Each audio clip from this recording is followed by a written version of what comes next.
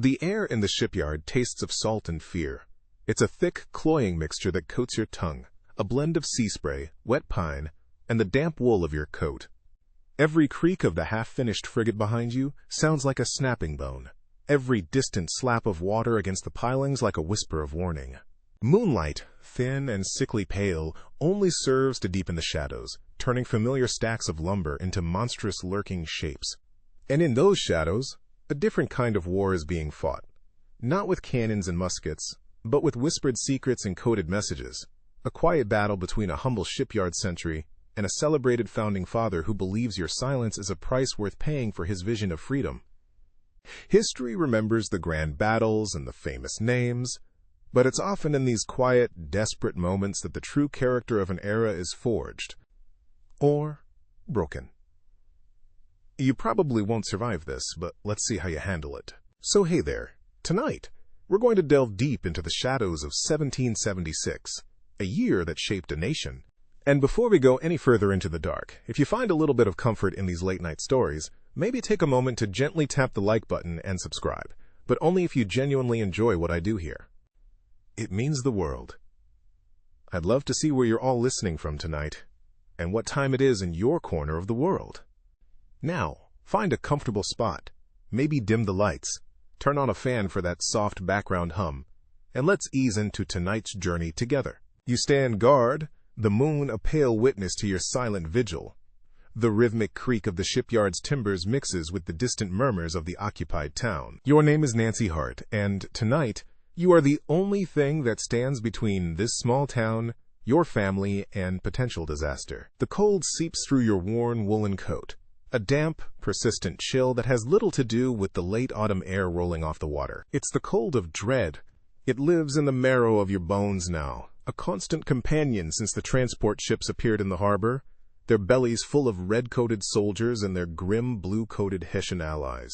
You shift your weight from one foot to the other, the gravel crunching softly under your worn leather boots. The sound is impossibly loud in the stillness. You've been a sentry at this shipyard for 2 years, ever since your father's cough grew too deep to ignore. You know every scent, every sound. The high, sharp smell of pine tar, the low groan of the rigging on the completed sloops, the scuttling of rats in the woodpiles. But tonight, the familiar symphony is horribly distorted. A new, unwelcome percussion has been added to it. The metronomic thud of hobnailed boots on cobblestone, echoing from the town square. Sometimes, a sharp command cuts through the air, spoken in a guttural German that makes the hairs on your arms stand up. The Hessians. They are a constant, oppressive presence. They don't just occupy the town, they suffocate it. Their presence has curdled the very air, turning neighborly smiles into tight-lipped nods and open doors into bolted shutters. You're hard-working, you've always been, but these days the work feels different. It's not just about guarding lumber and rope anymore. It's about watching, waiting. It's a quiet, introverted kind of rebellion, to simply exist and observe where you are not wanted. You clutch the smooth, worn stock of the musket resting in the crook of your arm. It's more of a comfort than a weapon. You know how to load it, how to fire it, but the thought of using it against one of the hulking soldiers who now frequent the tavern makes your stomach clench. You are calm on the surface, a placid lake, but underneath, the occupation churns you into a silent vortex of motivation. You do this for them, for your father, wheezing by the fire, for your mother, who pretends not to count the remaining rations, for your cousin, Isaac. You let your gaze drift over the shipyard. The skeletal ribs of a new frigate, the Providence, arc towards the sky, a half-formed promise of freedom that now seems like a bitter joke. Construction stopped the day the Hessians marched in. Now, it's just a monument to what was, a wooden whale carcass bleached by the moon. You are calm, yes, but it's the calm of a tightly wound clock spring. Every patrol that passes, every shouted order, every forced quartering of a soldier in a family's home winds that spring just a little bit tighter. You wonder, often, when it will finally snap. A flicker of movement at the edge of your vision makes you freeze. It's by the cooperage, a deep patch of shadow where the moonlight doesn't dare to go. Not the steady, confident stride of a Hessian patrol. This is something else, a furtive, hurried shuffle. Your heart gives a painful lurch against your ribs, and your grip on the musket tightens until your knuckles are white. You sink back, letting the corner of a stack of sailcloth swallow you, your breath held tight in your chest. You are a creature of the shadows yourself, and you know how to use them. The figure emerges, pausing to press themselves against the wall of the workshop. A silhouette. Tall, but stooped, as if carrying a heavy weight. The gait is familiar. You exhale, a slow, silent stream of fog in the cold air. You'd know that walk anywhere. It's the slightly pigeon-toed shuffle of someone who has spent their entire life trying not to knock things over in a cramped, cluttered workshop. Isaac. You step out from the shadows, not making a sound, but just letting yourself become visible. He flinches, a hand flying to his chest, and you see the whites of his eyes in the gloom. Nancy, he breathes, his voice a ragged whisper. He scurries over, his footsteps light, and stops a few feet away. By all that's holy, you nearly sent my soul to its maker. It's my job to see things in the dark, Isaac, you reply, your own voice low and steady though your heart is still hammering a frantic rhythm. What's your excuse for being out here? There's a curfew. Isaac Thomas, your cousin, the town's chandler. He's a good man, reliable as the sunrise, with a perpetually worried look, and hands always stained with wax and dye. Tonight, that worry has carved new, deeper lines into his face. He looks haunted. He glances nervously back toward the town, then at the skeletal frigate, then at you. The curfew is the least of our worries, he says, his voice barely audible. He takes another step closer, and you can smell the faint, pleasant scent of beeswax that always clings to him, a strange comfort in this tense moment. I have to talk to you, somewhere no one can see or hear. You nod, gesturing with your head toward the narrow space between two towering stacks of seasoned oak planks. It's a dark, tight corridor, smelling of earth and drying wood. You lead the way, your senses on high alert, listening for any sound that doesn't belong. Once inside, with the lumber shielding you from view, Isaac seems to relax, but only by a fraction. Things are getting worse, Nan, he begins, his voice tight with urgency. The whispers, they're getting louder. People are tired of it. Tired of their food being taken, their homes being invaded. Tired of being afraid. You just listen. This isn't news to you. You hear the same whispers, see the same simmering resentment in the eyes of the people at the market. There's a plan, he continues, and the words hang in the air between you, heavy and dangerous.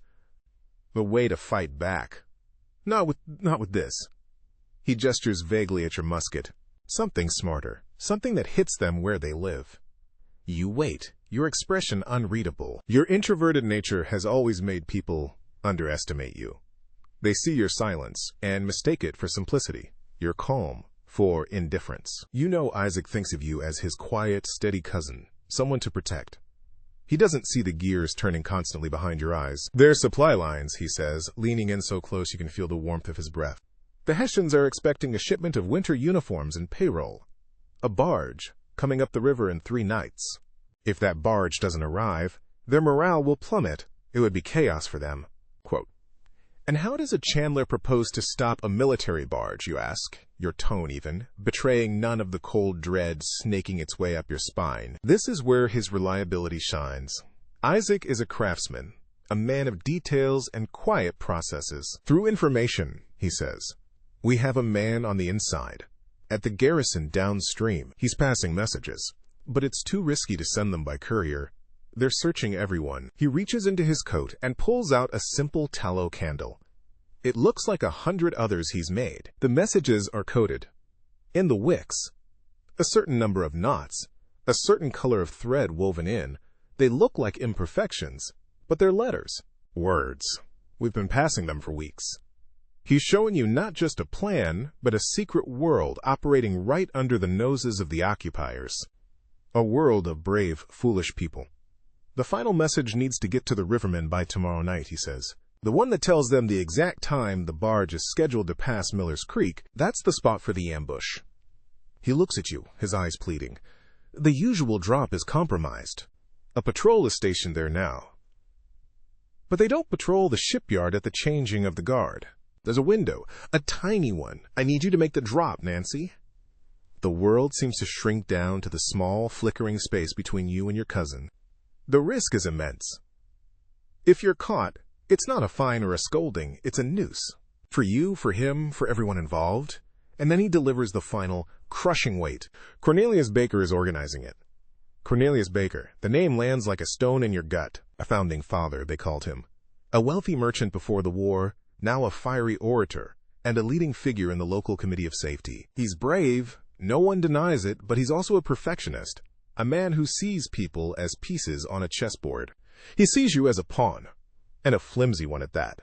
A few weeks ago, at a town meeting before the occupation, he dismissed your concerns about securing the waterfront with a wave of his hand, saying it was a job for men, not a quiet girl playing soldier.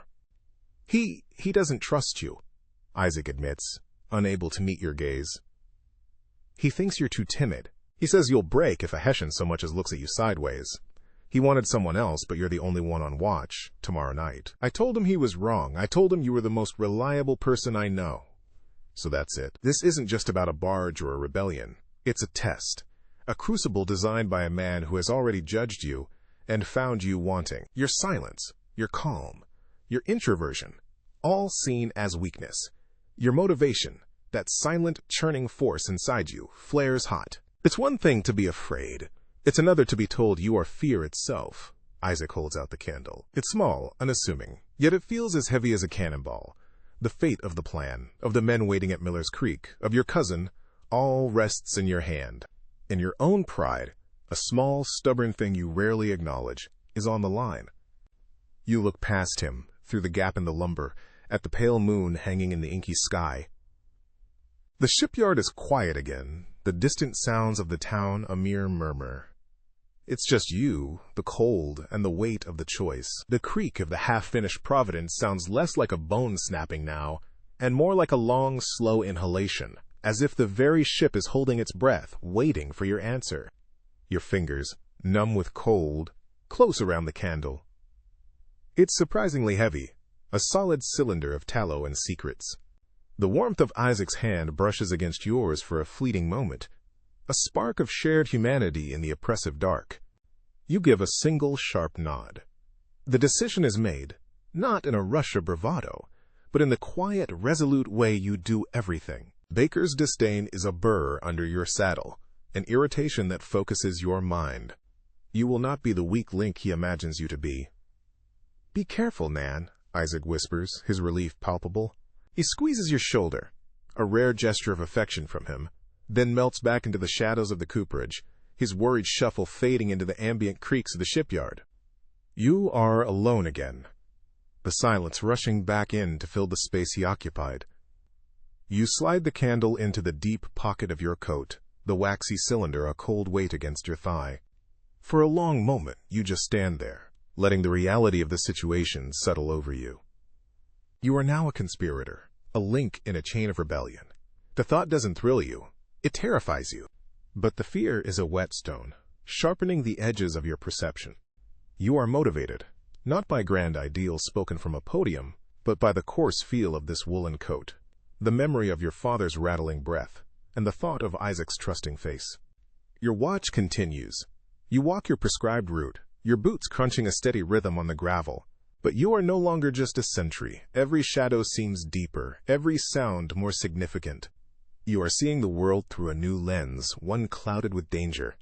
An hour passes, the moon climbing higher, silvering the edges of the stacked lumber. The changing of the guard is still 2 hours away. 2 hours until the drop.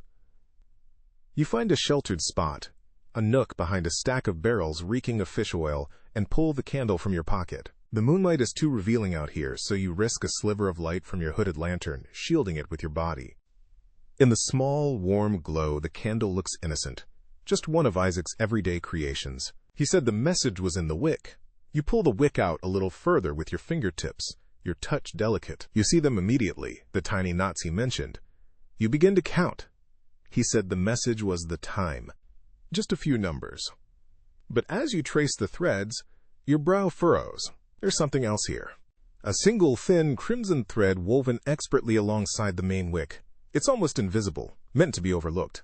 Isaac never mentioned a red thread. He spoke of knot counts and thread colors for letters, but red was for emergencies, a warning.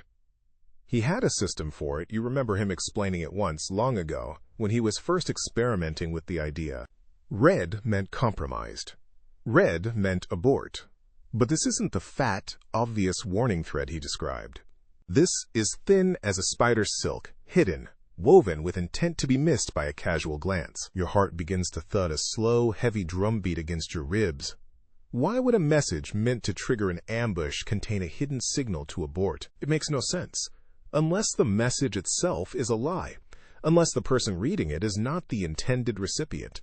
Your mind, accustomed to piecing together the small, quiet details of your surroundings, begins to work. Baker is organizing it. Baker, who thinks you're a coward. Baker, the perfectionist who sees people as tools. A perfectionist wouldn't allow a flawed wick to carry the most important message of the entire operation. So the flaw isn't a mistake, it's a second message, a message beneath the message.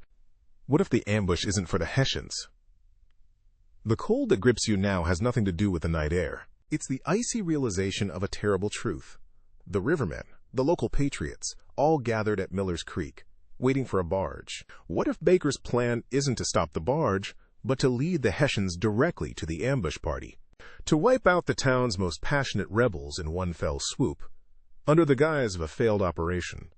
It would be a masterstroke of treachery, consolidating his own power by eliminating rivals and proving to the occupiers that he is a man who can enforce order. Man they can work with. You have to warn Isaac. Now, you snuff your lantern, plunging yourself back into darkness. Every second is precious. You abandon your post, a dereliction of duty that could see you flogged, but it's a trivial risk compared to the catastrophe that is about to unfold. You move swiftly through the shipyard, a ghost in the familiar landscape. You don't run back toward the town's main streets, where patrols are most frequent. Instead, you cut behind the warehouses, toward the row of small workshops where the town's artisans live and work. You find his shop, dark and silent. A knot of panic tightens in your chest. Has he gone home already? You press your ear to the cold wood of the door, listening. Faintly, you hear a soft scraping sound from within. He's still here. You knock, a soft, specific rhythm you both used as children. 3 quick taps, a pause, then 2 more. The scraping stops. A moment of tense silence. Then the bar on the inside of the door groans as it's lifted. The door opens a crack, and Isaac's pale, worried face appears. Nancy, what is it? Did something happen? You push your way inside, shutting the door quickly behind you and dropping the bar back into place. The small workshop is warm and smells of beeswax and wood smoke. Dozens of finished candles sit in neat rows on a long table, their wicks waiting to be trimmed. Light a lamp, you say, your voice low and urgent. But block the window. He does as you ask, his movements quick and confused, stuffing a rag into the gap of the shutter before lighting a whale oil lamp. In the flickering light, he can see the look on your face. His own expression shifts from confusion to alarm. What's wrong? You don't answer. You simply pull the candle from your pocket and hold it out. Look at the wick, closely. He takes it, his chandler's eyes examining the handiwork. He squints, pulling the wick taut. The knots are correct. It's the time, just as it should be. Quote, "Look closer, Isaac. Look for what shouldn't be there." He brings the candle nearer to the lamp, turning it slowly. His breath catches in his throat. You see the exact moment he spots it. The thin, blood-red thread. His face goes ashen. I didn't put that there." "I know," you say quietly. "Who gave you this candle?" Quote, "It came from Baker's man an hour ago," he whispers, his gaze distant, his mind clearly racing, replaying conversations, reevaluating moments. He looks up at you, his eyes wide with dawning horror. "He insisted I not inspect it. He said it was sealed and ready, that Baker had prepared it himself to ensure perfection." Quote, "Perfection," you repeat, the word tasting like poison. "It's a signal, Isaac, but not for the rivermen. It's for the Hessians. This whole plan, it's a trap. Baker is leading our people into a slaughter." Quote, Isaac stumbles back and sinks onto a stool, the candle falling from his nerveless fingers and rolling across the dusty floor. "No," he breathes, but there is no conviction in his voice. "Cornelius Baker? A founding father, a patriot.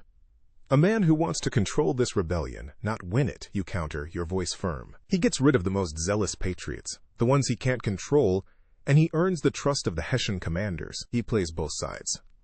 Isaac puts his head in his hands. "All those men, Peter, and old man Hemlock, and the Wright brothers, they're all going to be at the creek." They trust him. They trust me. He looks up, his face a mask of despair and fury. You are right. It's the only thing that makes sense. His secrecy, his insistence on controlling every detail, we thought it was bravery. It's treachery. He rises to his feet, a new, hard resolve in his eyes. He is a reliable man, and his reliability now demands a terrible correction. Our network, it's larger than you know, Nan. We have contacts in 3 counties. If Baker is a traitor, he could burn it all to the ground. You and your cousins stand in the flickering lamplight, the scent of wax and fear thick in the air. The world has shifted beneath your feet. The mission is no longer about a single barge. It's about saving dozens of lives and exposing a traitor at the heart of the revolution. We can't just stop the drop, you say, thinking aloud. Baker would know he's been discovered. He'd simply find another way. And we can't warn the men at the creek directly, Isaac adds, his mind now sharp and focused. Baker has his own eyes everywhere. We'd be caught before we got a mile.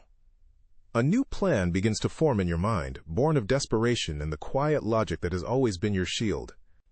It is audacious, perilous, and perhaps the only way. The intelligence is still good, you state. The Hessian supply route, their payroll, their winter uniforms, that information is valuable. More valuable to them than to a few local rivermen. Isaac looks at you, catching your meaning. The Continental Army. General Washington's forces are wintering less than 50 miles from here, you continue, the plan taking shape as you speak. If we could get this information to them, not just about the barge, but about Baker, about the vulnerability of the entire Hessian supply line in this region, they could do more than just stop one shipment. They could cripple the occupation. It is a monumental task, a 50-mile journey on foot, through occupied territory, dodging Hessian patrols and Baker's spies. A chandler and a shipyard sentry, carrying a warning that could change the course of the war in this small corner of the world. It's a suicide mission. Isaac walks to his workbench and picks up a small, sharp knife. With a steady hand, he slices the treacherous candle in half, then into quarters, destroying the message within. He looks at you, his expression grim but resolute. We have to try. The network is strong. I know a farmer 5 miles north of here who can give us fresh horses. From there. His voice trails off, the immensity of the task silencing him. But the agreement is made. You both stand on the precipice of a decision that will either save your community or cost you your lives. Outside, the town sleeps under a blanket of false peace. But here, in this small, warm workshop, a new seed of defiance has been planted, nurtured by betrayal and a desperate, burning hope. There's no time to waste, you say, your voice cutting through the heavy silence. It feels strange to be the one taking charge, but the path forward is suddenly, terrifyingly clear. The calm you've cultivated your whole life is not passivity. It's a reservoir of focus, and you are drawing on it now. You're farmer with the horses. How do we get there without crossing the town square? Quote, Isaac scrubs a hand over his face, the motion jerky, but his mind is already working, clicking through the gears of his own hidden knowledge. There's a way. Through the salt marsh. It's treacherous in the dark, but it skirts the main roads. He then pauses, his eyes finding yours. But first, there's someone we must see, someone who has to know about Baker. He crosses back to his workbench, prying up a loose floorboard you never knew existed. From the dark cavity beneath, he pulls a small, leather-bound satchel. Elias! He's a circuit rider. He passes through tonight. He's our main link to the network outside this town. He's the one who brought word of the Army's position in the first place. His route is set. He can't turn back to warn them himself, but he has to be told of the betrayal. If Baker compromised us, he may have compromised the entire chain.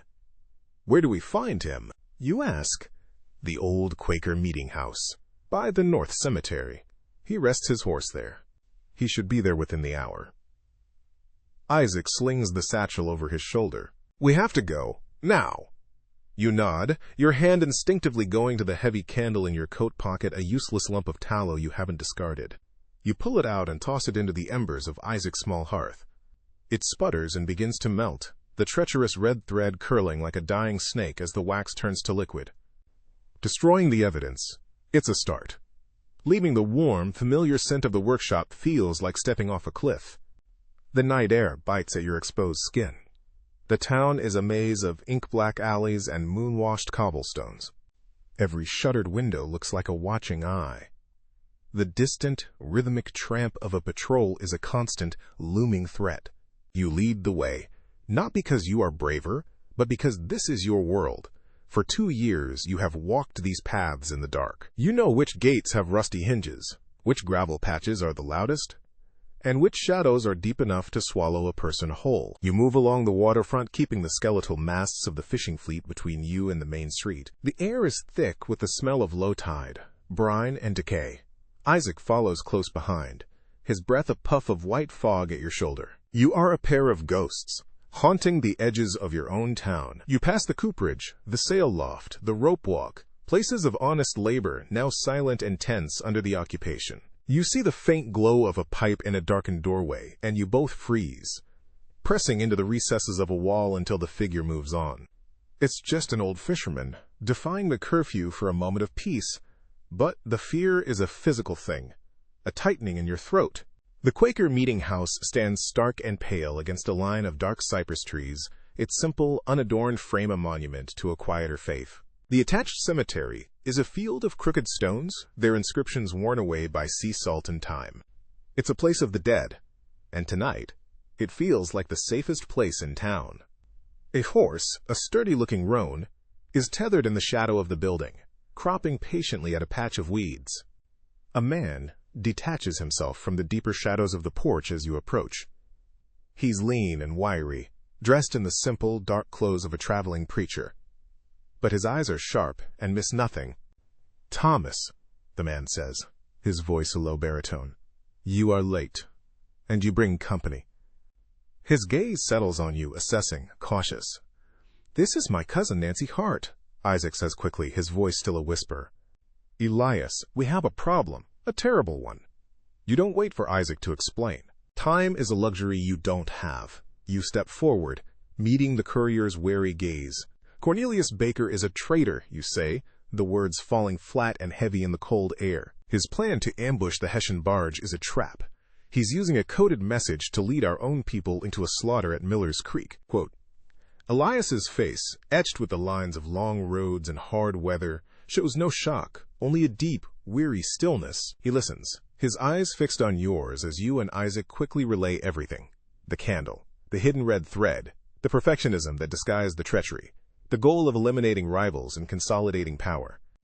When you finish, he is silent for a long moment, looking from you to Isaac, then to the dark silhouette of the occupied town. "I have heard whispers," he says finally, "that Baker's ambitions were larger than his patriotism. But this," he shakes his head slowly, "to sacrifice his own. He doesn't see them as his own," you say. "He sees them as obstacles." Elias nods, a grim understanding dawning in his eyes. He looks at you with a new respect. The Lord works in mysterious ways, sending a quiet sentry to see what loud councilmen could not. He turns his attention to Isaac. "Your information about the supply routes, the payroll, it is more valuable than you know. General Washington is moving forces. He plans to cross the Delaware. He believes the Hessians are complacent, celebrating their winter victories. He means to hit the garrison at Trenton. The name hangs in the air, Trenton, a major Hessian outpost, an impossible, audacious target. A strike like that," Isaac breathes, "it would need perfect intelligence. On their numbers, their readiness, their supply lines." "Intelligence you now possess," Elias confirms. "The information on that barge, the winter uniforms, the payroll. If the army can intercept that, it would not just be a victory, it would be a lifeline. Our soldiers are freezing and have not been paid in months. Your message, it is not just a spark, it could be the fuel for the entire fire." He reaches into his saddlebag and pulls out a folded oilskin packet.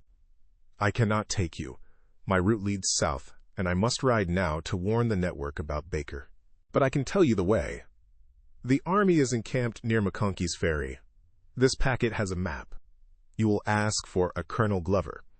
Tell him Elias sent you and that the fox is in the henhouse. He will understand." He presses the packet into your hand. It feels impossibly heavy. The map to an army. The password to a revolution. "Godspeed," Elias says, untethering his horse. "What you do now is for more than just this town." He swings himself into the saddle, a fluid, practiced motion. But as he turns the horse to leave, a shout cuts through the night. "Halt! Word ah! Quote. A lantern beam slices through the darkness from the direction of the main road. A Hessian patrol, 4 of them, their tall mitre caps making them look like monstrous giants in the swinging light. They've seen the movement.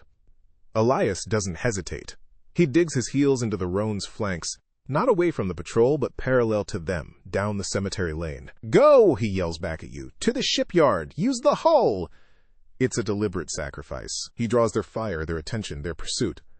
A musket cracks, the sound ripping the night apart. The bullet winds past, and Elias is gone, a thunder of hooves fading into the darkness. This way, you hiss at Isaac, grabbing his arm and pulling him away from the shouts and the approaching lantern light. You don't think, you just move. You plunge back into the labyrinth you know best. Not the streets, but the spaces between. You scramble over a low stone wall, the rough granite scraping your palms. You lead Isaac through a tangled thicket of overgrown briars behind the cemetery, the thorns tearing at your coat. The shouts of the Hessians are closer now, fanning out, searching. One of them is yelling orders in guttural German. The shipyard! Isaac pants, remembering Elias's last shout. It's your only chance. You burst from the tree line and sprint across an open stretch of ground toward the dark, looming shapes of the shipyard. Your lungs burn. Every footfall on the gravel sounds like a cannon shot. You can hear their boots crunching behind you, gaining on you. You reach the first stack of lumber and dive behind it, pulling Isaac down with you. You press yourselves flat against the damp earth, your heart's hammering. The lantern light sweeps over your hiding place, the shadow of a rifle barrel passing inches from your head. You hold your breath until your vision starts to blur at the edges. The light moves on. The soldiers are heading deeper into the shipyard, toward the wharves, thinking you would run for the water. It has bought you a few precious seconds. The Providence, you whisper, your voice hoarse. You crawl on your hands and knees, keeping to the deepest shadows, moving from one stack of wood to the next. The half-finished frigate looms over you, its massive, curved ribs, like the skeleton of a great beast. An unfinished loading port near the waterline offers a dark, narrow opening. It's a black maw, promising splinters and darkness. It's also the only sanctuary you have. You push Isaac toward it. Get in! He scrambles through the opening, and you follow, tumbling into the cavernous, pitch-black belly of the ship. The air inside is thick, with the smell of sawdust and stale rainwater. You lie on the rough-hewn timbers of the hold, listening. Outside, the sounds of the search continue. Boots thud on the planks above you. Voices call out, frustrated and angry. A bayonet prods into a pile of canvas nearby with a sharp, tearing sound. For what feels like an eternity, you and Isaac lie perfectly still, 2 small heartbeats lost in the immense, dark hull of a ship that was meant to fight for freedom, and now serves only to hide it. The oilskin packet is pressed against your chest, a small, square weight that contains the fate of an army. You have escaped, for now. But you are trapped, fugitives in your own town, with 50 miles of enemy territory between you and hope. The night is far from over. The thud of boots on the deck above you is a drumbeat for a funeral you hope not to attend. Each step is a fresh jolt of terror, a reminder of the thinness of the planks separating you from a bayonet or a musket butt. Isaac lies beside you, so still he seems carved, from the same shadows that hide you. You can hear his breathing, a shallow, ragged counterpoint to the slow, steady pound of your own heart. The oilskin packet Elias gave you is a hard, unyielding square against your ribs. A constant, physical reminder of the mission that now seems impossible. You are trapped. The plan to reach Washington's army, the 50-mile trek through hostile land, has died before it could even begin, here in the cold, dark belly of a ship named for Providence. Time stretches and distorts in the absolute blackness. Minutes feel like hours. You count the steps above. You listen to the German commands. The frustration clear even in a language you don't understand. The search grows more frantic, then more sporadic. You hear them moving away, their shouts receding toward the town square. A final, angry kick against the hull near your head makes you both flinch violently, the boom echoing through the ship like a cannonade. Then, silence. A profound, ringing silence broken only by the gentle lapping of water against the hull and the distant cry of a gull. You don't move. Not for a long, long time. The fear is a physical restraint, pinning you to the rough timbers. You wait for the sun, for some sign that the immediate danger has passed. The first hint of dawn is not a light you see, but A subtle change in the quality of the darkness. The pitch black softens to charcoal gray. Thin lines of pale light begin to appear between the planks of the deck high above, tracing the architecture of your prison. With the light comes the sounds of the shipyard waking. Not the sounds of a Hessian patrol, but the familiar, workaday noises you've known for years. The groan of a pulley. The rhythmic thump of a cooper's mallet from the workshop next door. The scrape of a cart being dragged over gravel. It's unnervingly normal. "They're gone," Isaac whispers, his voice cracked and dry. "For now?" you reply, your own voice a stranger's croak. You push yourself up slowly, every muscle screaming in protest from the cold and tension. Splinters dig into your palms. You crawl to the loading port you entered through, the square of dim light a beacon. Peering out, you see an empty yard. The sun is just beginning to touch the tops of the masts on the docked ships, painting them a soft, hopeful gold. It feels like a lie. You slide out of the opening, landing softly on the damp ground, and help Isaac out after you.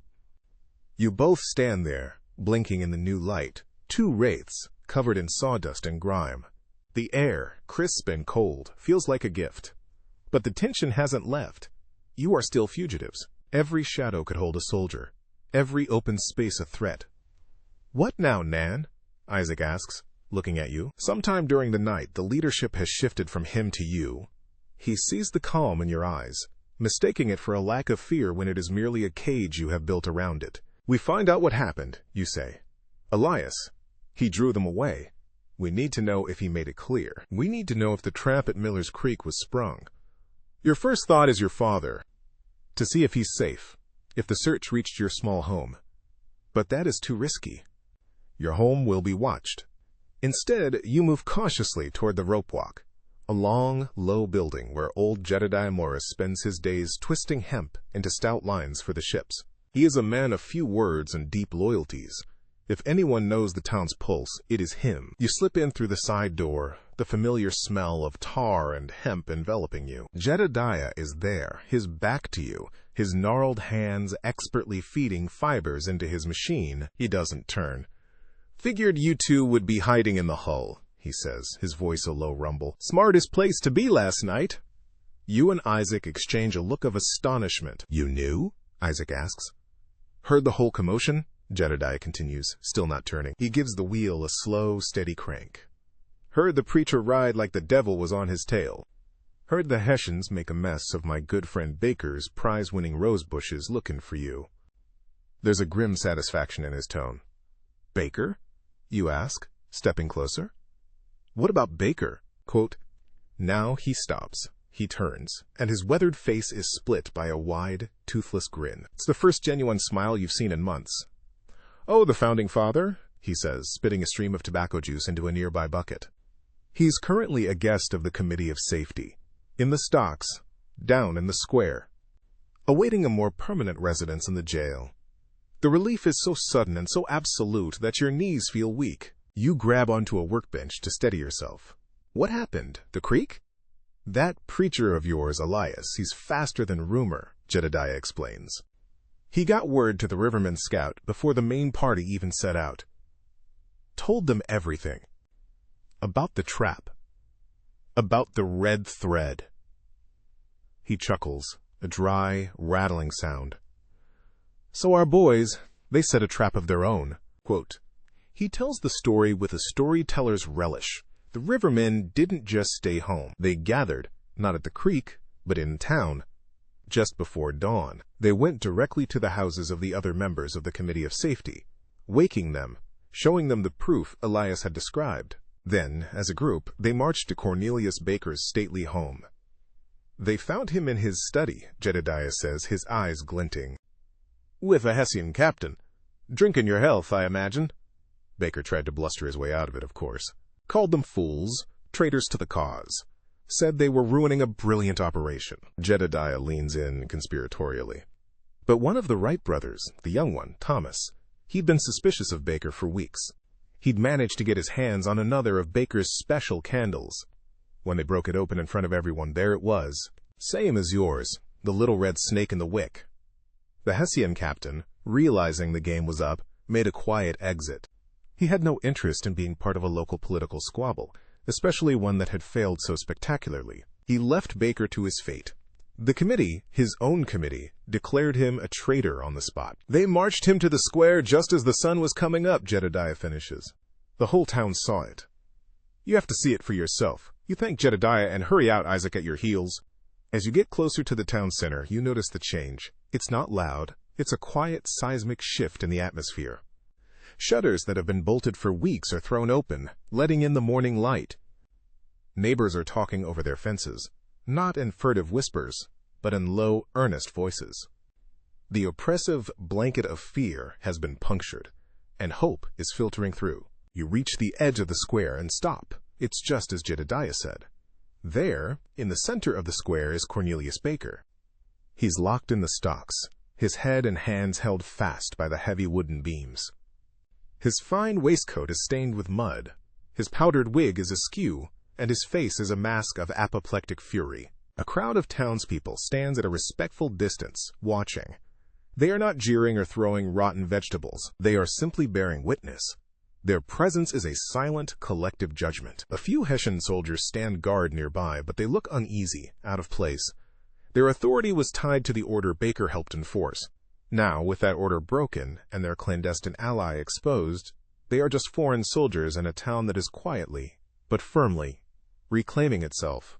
You see your father in the crowd, standing with a group of men from the shipyard. He looks tired, but he is standing taller than you've seen him in a year. His eyes meet yours across the square, and a look of immense pride passes between you. He gives you a short, sharp nod. He knows. The whole town, it seems, is beginning to understand the part you played. We did it, Nan, Isaac says softly, his voice thick with emotion. We actually did it. Quote, you look at the faces in the crowd, the blacksmith, the baker, the weaver, the fisherman. These are the people Baker dismissed as pawns. But today, they are not pawns. They are a community. The betrayal had been a terrible blow, but its exposure has become a binding agent. It has burned away the suspicion and mistrust that the occupation had sown among them. They see now that their greatest strength wasn't in some grand, armed rebellion, but in the quiet networks of trust, in the courage of a chandler, a preacher, and a silent shipyard sentry. They see their own power reflected in the downfall of the man who sought to use them. The fear is not gone. The transport ships are still in the harbor. The Hessians still walk their patrols. But something fundamental has shifted. It is the difference between being a conquered people and being an occupied one. The former is a state of mind, surrender. The latter is a temporary condition, to be endured, resisted, and overcome. Today, your town chose to be occupied. You look from Baker's humiliated form to the shipyard in the distance. The skeletal ribs of the Providence are stark against the morning sky. It no longer looks like a monument to a failed dream. It looks like a promise of what you can build when you work together. The oilskin packet is still tucked safely in your coat. The town's battle is won, but the war remains. Baker's treachery was a symptom of a larger sickness, and Elias's message about Trenton was a call to a larger fight. Exposing a traitor was one thing. Getting this intelligence to General Washington, that is the next step. The journey is still ahead of you, still fraught with peril. But as you stand in the transformed square, surrounded by the quiet courage of your neighbors, the 50 miles don't seem quite so impossible anymore. You have your town behind you, you have hope, and you have a mission. You stand there on the edge of the square, a ghost returned to the daylight, the sounds of the town washing over you in a muted wave. The victory isn't a thunderous roar. It's the quiet, collective exhalation of a breath held for too long. There is no cheering, no celebration. This triumph is a somber thing, born of betrayal and paid for with terror. It's too heavy to be celebrated with anything but this grave, watchful silence. The townsfolk who stand here, men and women you've known your whole life whose faces have been pinched with worry for months, are not gloating. They are marking a moment. They are engraving the image of Cornelius Baker, the founding father, brought low by his own ambition, into their shared memory. It is a warning, and it is a promise. You watch as the blacksmith, a man whose arms are as thick as oak limbs, catches the eye of the weaver, a woman so frail you'd think a strong wind could carry her off. They share a nod, a look of profound, weary understanding. This victory belongs to them as much as it does to you. It was their resilience, their quiet refusal to completely break, that created the foundation upon which this small rebellion was built. Baker saw them as sheep to be herded, but he forgot that even sheep have a breaking point. They have a weight, and when they move together, they are a force. Your gaze drifts from their faces, past the uneasy Hessian guards, and lands on the empty lane leading toward the cemetery. A hollow ache opens in your chest, sharp and sudden. Elias. His name echoes in the silence of your mind. A man you knew for less than an hour. A stranger who sacrificed his own escape to buy you and Isaac precious minutes. Did he make it? Did his sturdy roan carry him clear of the pursuit? Or does he now lie cold in a ditch somewhere between here and the next town on his circuit? You don't know. You will likely never know. He is a casualty of this quiet war, his fate a loose thread in the tapestry you are all weaving. His loss, or the possibility of it, is a stark reminder that every small step toward freedom is paid for. The weight of it settles on your shoulders, a burden far heavier than the musket you used to carry. You tear your eyes away from the lane and turn back to Isaac. His face, usually a canvas of worry, is now a complex mixture of relief, sorrow, and a dawning awe as he looks at you. He sees you differently now. You are no longer just his quiet cousin, the one who took the sentry job because she had to. You are Nancy Hart, the woman who saw the truth in a candle's wick and walked into the heart of the danger without flinching. The idea sits uneasily with you. You didn't feel brave. You felt cornered. You didn't act out of courage. You acted out of necessity. Let's go, you murmur, your voice barely a whisper. The square, with its public judgment and watching eyes, feels suffocating. You are a creature of the shadows, and this new, tentative light is too bright. You lead the way, not home, but back to the relative anonymity of the shipyard. The path is the same, but the journey is different. You pass Baker's grand house, its white fence pristine, save for the trampled remains of his prize-winning rose bushes near the gate, their petals scattered like drops of blood on the manicured lawn, a small, telling scar on the face of the town's order. The Hessian patrols are still there, but their confident swagger is gone. They march with their eyes forward, their gazes no longer sweeping over the populace with casual disdain. They are isolated now, their connection to the town's power structure severed. They are an occupying force without a local foothold, and that makes them both more dangerous and more vulnerable. Back in the familiar territory of the shipyard, the scents of tar and salt and pine are a comfort. You and Isaac stop beside the massive hull of the Providence, the very place that served as your tomb and your salvation just hours ago. You run a hand over the rough, curved planks of the hull, feeling the grain of the wood under your calloused fingertips. This ship was a symbol of a dream that had been deferred, a monument to failure. Now it feels different. It feels like an accomplice. I didn't think we would see the sunrise, Isaac says, his voice low. He leans against the hull, the fight seeming to drain out of him all at once. When those boots were on the deck above us, I was making my peace. Quote, "There was no time for that," you state, your voice flat. It's the truth. In the darkness, your mind had been a whirlwind of calculation, listening to the direction of the voices, gauging the distance of the footsteps, planning the next move should the hatch above you be thrown open. Fear had been there. A cold, hard knot in your stomach, but your focus had been absolute. It's the way you've always been. Your introversion isn't a retreat from the world, but a way of observing it without the distraction of noise. You see the details others miss. Last night, that detail was a thin, red thread. Isaac looks at you. Truly looks at you. He was right, you know. Baker. He said you were quiet. He said you were timid. Isaac shakes his head in disbelief. He saw the surface, but he never looked at the foundations. You're not timid, Nan. You're still, like the water at the bottom of a deep well. Nothing on the surface can touch it. He pushes himself off the hull and faces you. I'm sorry, for ever thinking he might be right. For bringing this to you. You didn't bring it to me, Isaac, you say, meeting his gaze. It was already here. It was in the air in the ration lines, and the way people looked at the ground when a Hessian patrol passed. You just gave it a name. The apology hangs in the air between you, unnecessary but appreciated. Your relationship has been reforged in the crucible of the last 12 hours. The old dynamic of the steady craftsman and his quiet cousin is gone, replaced by a partnership of equals, bound by a shared secret and a shared purpose. You reach into your coat, your fingers closing around the hard edges of the oilskin packet. Elias's last gift. His legacy. You pull it out, holding it in the palm of your hand. It's a small, simple thing, stained and worn, but it feels like the heaviest object in the world. It contains a map to an army and a message that could fuel a revolution. Your victory here in the town, as monumental as it felt, was just about survival. This packet, this is about freedom. His sacrifice can't be for nothing, you say, your voice gaining a strength you didn't know it possessed. Exposing Baker saved dozens of our people. But this, you tap the packet. This could save thousands. It could give him a chance to fight back. A real chance. Quote, "The fragile peace that has settled over your town is a precious, temporary thing. You know that. The war isn't over. It has simply retreated from your doorstep for a moment. But it rages on in the frozen fields and desperate encampments 50 miles away. The soldiers Elias spoke of, the ones wintering with General Washington, they don't have this small comfort. They are cold, hungry, and losing hope. Your fight has just earned you a moment to breathe. Theirs is a constant state of suffocation." Isaac nods, his expression grim and resolute.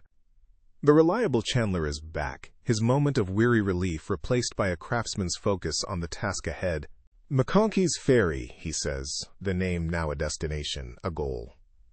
50 miles, through their patrols. Quote, "We have the town now," you say, thinking aloud, the pieces falling into place. Jedediah, the rivermen, the committee, they're not just our neighbors anymore. They're our network. They can help.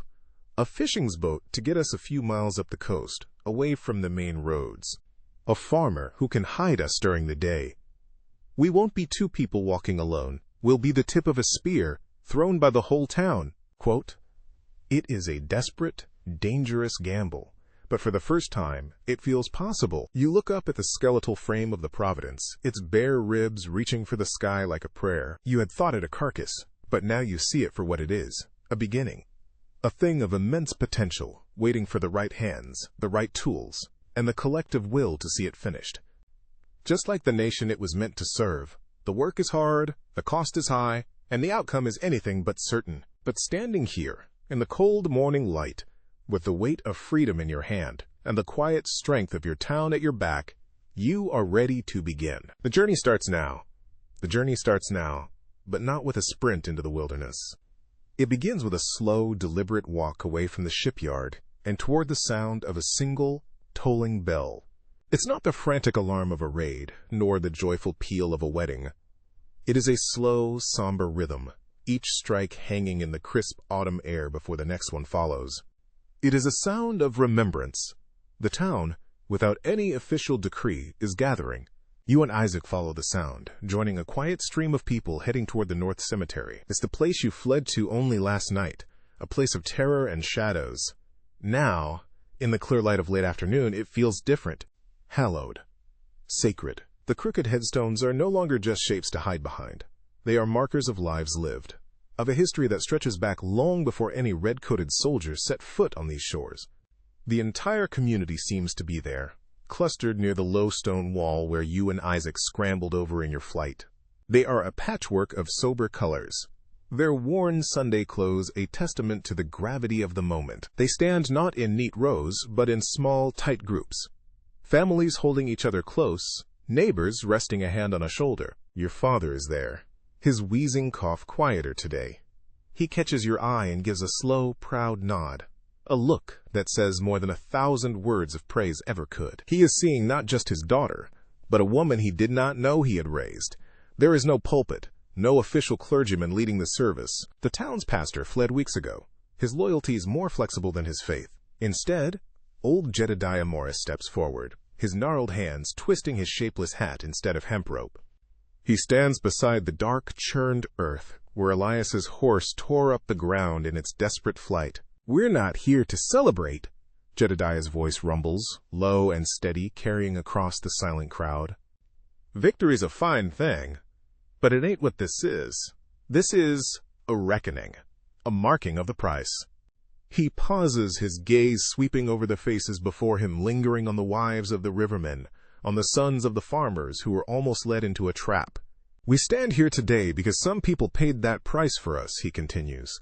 "We don't know the name of the preacher who rode like the wind to warn our boys. Maybe we never will." His eyes land on you for a fleeting moment, a flicker of understanding passing between you.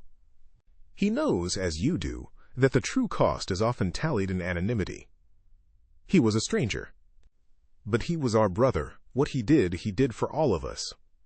The silence that follows his words is profound. It's a silence filled with shared grief for the man they never knew, and a shared gratitude for the life he gave back to their community. You look at the raw earth at Jedediah's feet, and you see Elias clearly in your mind's eye. His wiry frame, his sharp eyes, the grim resolve on his face as he yelled, "Go!" He was a loose thread, perhaps, but one that tied everything together. His sacrifice was not in vain. It became the catalyst, the spark that ignited the town's smoldering courage. You feel Isaac shift beside you. He is looking at the faces in the crowd, at the blacksmith and the cooper, and the Wright brothers, all standing together, their earlier suspicions of each other burned away in the fire of Baker's treachery. They are a community forged anew, the cracks of mistrust sealed with the hard-won mortar of shared danger. The scars are there, to be sure. You see it in the haunted eyes of the younger men, in the way mothers hold their children a little tighter. This town will never be the same. The innocence it once had, the simple belief in the goodness of its leaders, is gone forever, but it has been replaced by something stronger, something more resilient. A clear-eyed understanding of what it truly means to fight for your own home. As the gathering begins to break apart, people speaking in low, hushed tones, you feel a hand on your arm. It's your father. He doesn't speak, just squeezes your arm, his hand rough and calloused. In that simple touch, you feel his fear for you, his pride in you, and his relief that you are standing here beside him. It's an anchor in the swirling emotions of the day. You and Isaac walk away as the sun begins its descent, casting long, deep shadows that stretch like fingers across the land. You walk not through the town, but along the waterfront, the path you know best. The tide is coming in, the water a sheet of molten gold under the setting sun. The air is clean and cold, and for the first time in what feels like a lifetime, you can breathe it in without the acrid taste of fear. "I never thought I would see this again," Isaac says quietly, gesturing to the scene. A normal evening. Fishermen mending their nets, the smoke from chimneys. He shakes his head. "We came so close to losing it all." "We're not out of the woods yet," you remind him, your voice steady. The oilskin packet in your pocket feels warm against your leg, a constant reminder of the unfinished mission. "I know," he says, "but this is worth fighting for." Before, it was all abstract words. Liberty, freedom, the things men like Baker would shout from a stage. Now, he looks at the town, bathed in the soft, forgiving light of dusk. Now it has a face. It's Jedediah's stubbornness. It's your father's pride. It's the silence of that crowd in the cemetery. Quote, "You stop at the edge of the shipyard, looking at the familiar silhouette of the Providence. The light has changed it once more. It is no longer a skeleton, a promise, or an accomplice. It's a project. A few men, their day's work done, are there already. You see them clearing away debris from the construction site, stacking new lumber in neat piles, making ready. They are not waiting for an order from a committee or a wealthy patron. They are preparing to resume the work because the work needs to be done. It's a quiet act of faith, a belief in a future that includes a finished ship, a free harbor, and a nation of their own making. This is the hope you are fighting for. Not a grand, glorious ideal, but something tangible and real. It's the hope of rebuilding, of finishing what was started. The future is a vast, uncharted ocean, and the journey to McConkey's Ferry is the first, perilous leg of a much longer voyage. There will be storms. There will be monsters in the deep. You may not survive to see the final shore, but as you stand there, the cool sea breeze on your face and the solid weight of your mission in your pocket, you feel a profound sense of calm. It is the calm you have always carried, but now it is not a shield to hide behind. It is a compass. The fear, the doubt, the memory of the long, terrible night, they are all still there, echoes of the past that will likely never fade completely. But they no longer control you. "Tomorrow," you say, your voice so low that only Isaac can hear it, "at high tide, we ask the fishermen for a boat. We go north." Isaac nods, his gaze fixed on the horizon, where the last sliver of the sun disappears, leaving the sky a brilliant, bruised purple. "Tomorrow," he agrees. The future is uncertain, but for the first time, you feel ready to meet it. You are not a hero. You are not a soldier. You are Nancy Hart, a shipyard sentry. And you have a job to do. The moon hangs high and full, a polished silver plate in the vast, inky sky. It's the same moon that painted the shipyard in shades of terror just one night ago. But its light feels different now. It no longer carves the world into a stark landscape of hiding places and hunting grounds. Tonight, it spills a soft, placid glow over the yard, transforming the stacks of lumber from monstrous beasts into sleeping giants. The skeletal ribs of the Providence don't look like a carcass anymore. They are a harp waiting for the wind to play a new song. You stand your watch, the gravel crunching softly under your boots. But the sound doesn't make you flinch. It's just the sound of you here, present in a world that feels, for the first time in a long time, like it might hold its breath in peace rather than in fear. The heavy woolen coat still carries the faint, lingering scent of the damp earth from behind the cemetery wall and the sawdust from the belly of the ship. It is a testament to where you have been. But the cold dread that once lived in the marrow of your bones has receded, leaving behind a clean, quiet stillness. The weight of the world is still there. You can feel the stiff edges of the oilskin packet in your pocket, a constant, quiet reminder of the 50 miles that lie ahead. But it is a different kind of weight now. It is not the crushing burden of helplessness, but the solid, grounding heft of purpose. You have a job to do. It's a feeling you understand. You walk the perimeter of the yard, your path tracing the familiar route you have walked 1,000 times. But tonight you see it all with new eyes. The low groan of the rigging on the completed sloops is not a sound of distress, but a gentle, sleepy sigh. The distant slap of water against the pilings is not a whisper of warning, but a soothing, rhythmic lullaby. From the town, the sounds that drift on the night air are different too. The sharp, guttural commands of the Hessians are gone, replaced by the faint, muffled notes of a fiddle from an open tavern window, and the low murmur of voices from houses where families are finally talking again. The oppressive silence has been broken, and in its place, life is tentatively, cautiously, beginning to flow back into the empty spaces. Your mind drifts back to the image of Cornelius Baker in the stocks, his face a mask of spoiled fury. You feel no triumph in his downfall, no satisfaction in his humiliation. There is only a profound, weary sadness. He too was a casualty of this war, not of a Hessian musket ball, but of the rot of his own ambition. He saw patriotism as a ladder and people as rungs, and in the end, the wood of that ladder splintered beneath his feet. His defeat was necessary, but it was not a victory to be celebrated. It was a wound in the community that had to be cleaned and cauterized, a painful but essential act of healing. You think of Elias. The name is a quiet ache in your chest. A stranger. A brother. His sacrifice feels both impossibly large and deeply personal. He rode into the darkness so that you could have this moment of light. His name will not be written in any history books. No statues will be raised in his honor. His only monument is the quiet courage you saw in the eyes of the rivermen this morning, the grateful tears you saw on the face of the weaver, and the resolute purpose you now feel solidifying in your own heart. You understand now that the revolution is not just being fought by men in uniform, under the command of generals. It is being fought by 1,000 nameless Eliases, by couriers on lonely roads, by chandlers with secret codes, by silent sentries who see what others miss. It is a revolution of quiet, ordinary people pushed to do extraordinary things. Your calm, which Baker mistook for timidity, was your greatest weapon. It allowed you to see the thin red thread when others saw only the larger design. It allowed you to move through the chaos of the chase with a focused mind, to find sanctuary in the belly of the ship while panic hammered at the hull. Your introversion was not a retreat, but a vantage point. From your quiet corner of the world, you saw the truth. And now, you know yourself in a way you never did before. You are not a hero. You are not a leader. You are Nancy Hart. And that is enough. The revolution will continue. The great gears of war will turn, grinding armies and nations against each other. History will remember the grand battles, the famous names, the declarations and the surrenders. It will likely forget the night a traitor was unmasked by a candle's wick in a small colonial shipyard. And that is all right. You did not do it for glory or for remembrance. You did it for the look on your father's face, for the trust in Isaac's eyes, for the right to hear a fiddle playing in a tavern instead of the tramp of hobnail boots. You did it for your town. And you have played your part.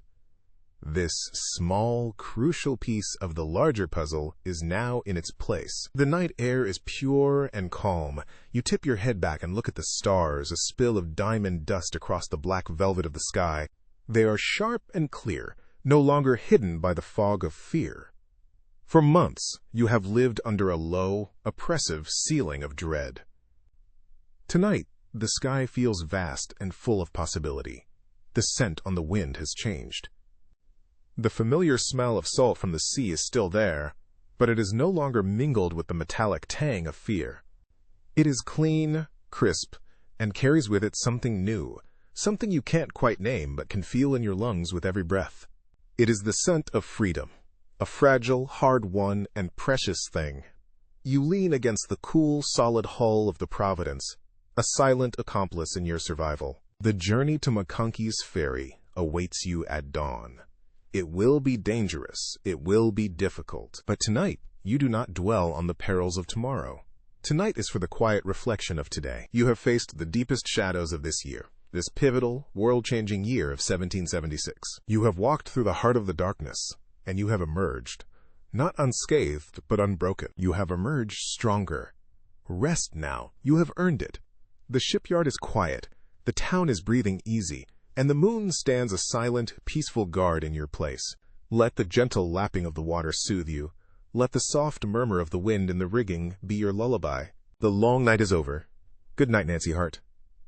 Good night, and have sweet dreams. The faint scent of salt and freedom will linger in the air long after you have closed your eyes.